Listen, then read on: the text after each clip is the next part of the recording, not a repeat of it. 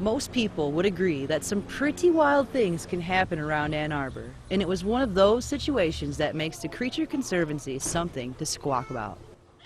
I was working at the vet clinic, Animal Kingdom Veterinary Hospital, and went out to unlock the front door one day, and there was a crate in front of the door that said, "Caution, attack alligator" on it. And it's a wooden crate, and opened it up, and sure enough, there was an alligator in there. He was about 10 or 12 pounds, I think it's 27 inches long at the time. And we had no intention of keeping him. Most of the nature centers were filled up. In the meantime, we had a kangaroo that was abandoned with us and parrots that were abandoned with us. And so my wife and I decided to start a nonprofit organization to kind of take on these rescued animals, give them a better home, and to use them in educational programs. The Creature Conservancy is camouflaged as an exotic pet rescue, but don't be fooled. It also serves as an interactive learning environment, creating a rare species of its own. Each month we feature a different animal. This month happens to be reindeer on the stone stage. Next month the cougar will be coming out on the stone stage.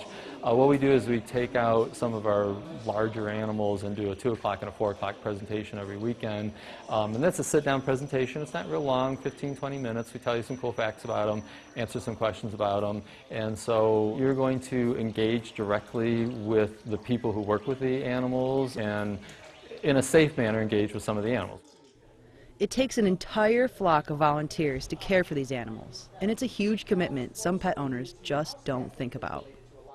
And just this room alone is just for one animal and only for the winter months of the year, and then he's got his big outdoor enclosure.